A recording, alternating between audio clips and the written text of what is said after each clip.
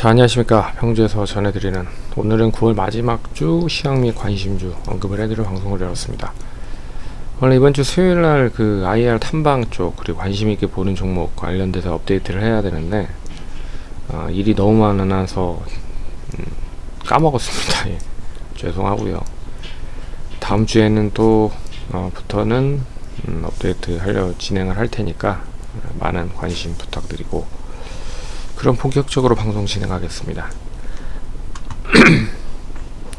미증시는 아시다시피 이제 다시 우상향의 모습이 전개되고 있습니다. 그래서 다우존스는 이미 고점 갱신을 했고요.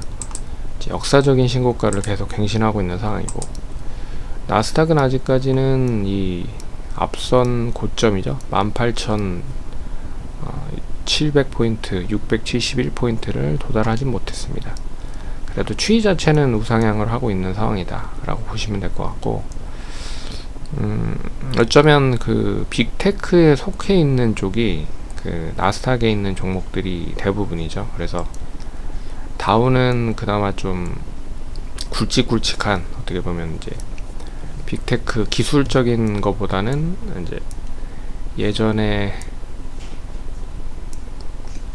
진행을 해왔었던 그 사업들이 고스란히 이제 남겨져 있기 때문에 그렇게 크게 영향을 끼치진 못하지만, 나스닥 같은 경우에는 뭐 다양한 기업들이 존재하고 있는 상황이죠. 그래서 뭐 엔비디아가 좀 별로 좋지 않았고,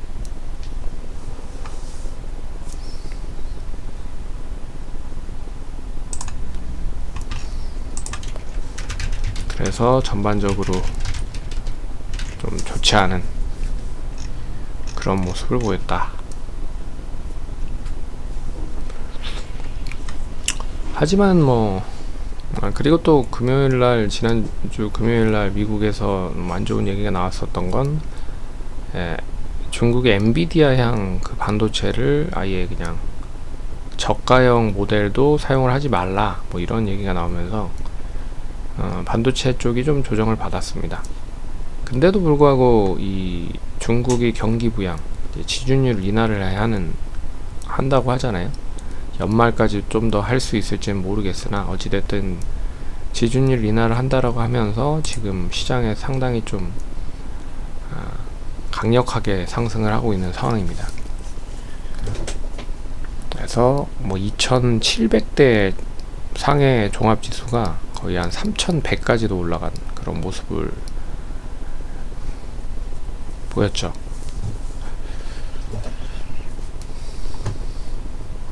그래서 이 중국 소비주들에 대한 움직임이 나름 좋게 나타나고 있는 것도 좀 특징적인 부분입니다. 그래서 우리 시장이 이제 반등을 조금 하다가 말아버린 상황이죠. 추가적인 상승이 얼마만큼 이어질 수 있을지 모르겠으나, 그래도 외국인 수급에 대한 점, 기관 수급에 대한 점이 좀 돌아오고 있다라는 거.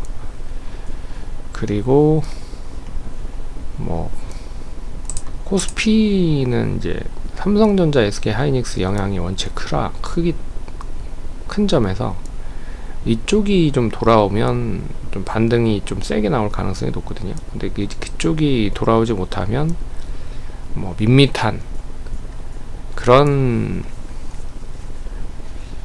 점이 계속 부각이 될 가능성이 높다.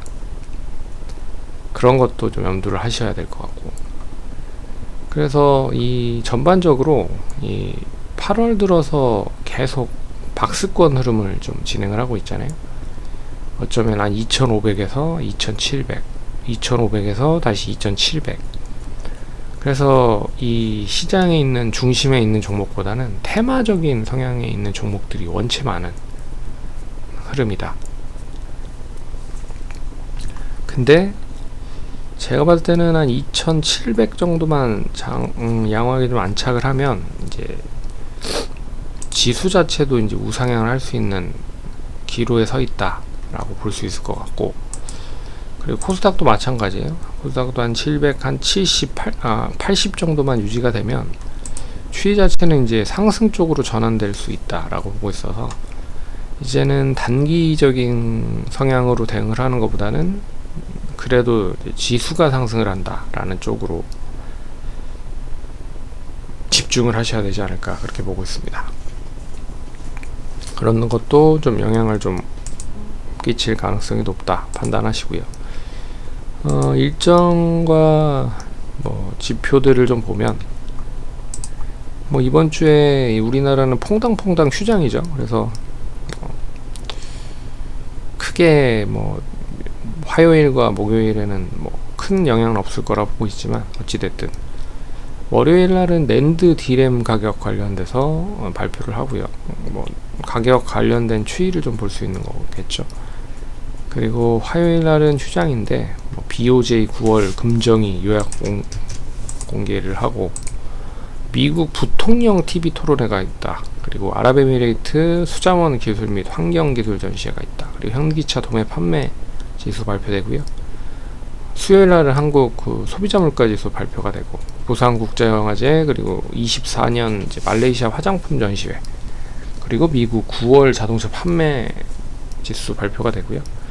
테슬라 인도 판매 발표가 되고 미국 목요일 날은 이제 휴장이죠. 우리나라는 미국 8월 제조업 지수 그리고 삼성 개발자 컨퍼런스 관련돼서 얘기가 나올 겁니다. 인공지능 관련돼서 얘기가 나온다는 것도 눈여겨보시면 될 것 같고 금요일은 미국 고용보고서와 신규 실업수당 청구 건수 발표되고요. 그리고 젠 AI 이노베이션 관련돼서도 얘기가 나올 겁니다. 그래서 이런 거를 좀 참고를 하시면 될 것 같고요. 그리고 이번 주에 좀 볼 수 있는 종목 제주항공을 얘기를 해드리겠는데 제주항공은 기본적으로 이제 LCC에 포함이 되는 그런 업체죠. 그래서 이제 퐁당퐁당 영위가 되고 있기 때문에 어떻게 보면 이제 해외 쪽으로 가면 국제선으로 단거리보다 중장거리 노선이 많아지면 제주항공보다는 아시아나나 대한항공을 보셔야 될 것 같은데 그래도 퐁당퐁당이기 때문에 국내 쪽에 대한 여행 수요도 엄청 늘어날 것이다 라고 보고 있습니다. 그래서 좀 관심 있게 보자라는 의미로 가져왔고 그리고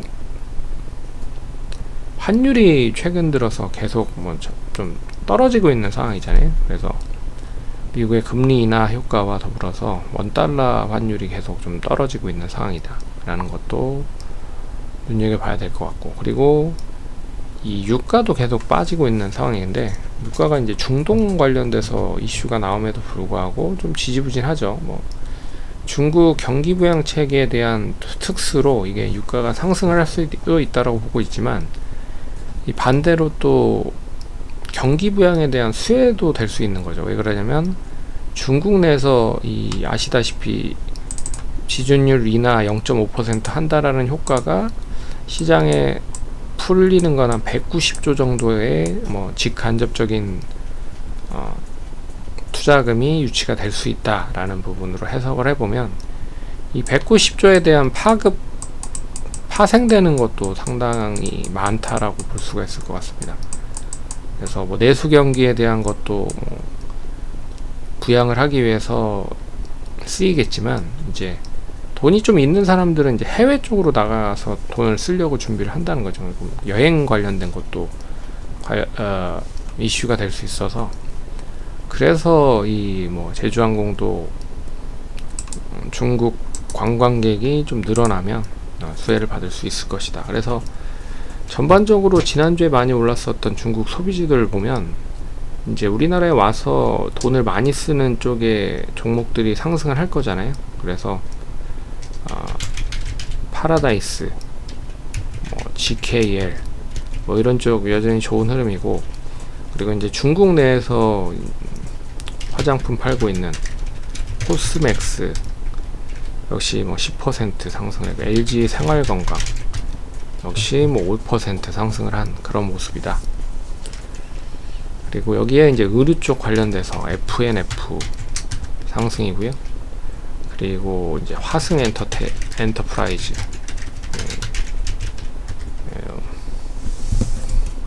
이런 쪽까지도 상승을 하고 있는 상황이다. 그러면 항공 쪽도 관심을 가지셔야 될 필요가 있지 않을까 라고 보고 있어서 제주항공 관심 있게 보시고요.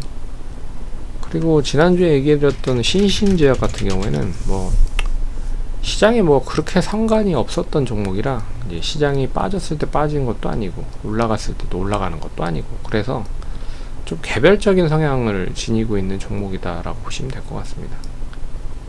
그래서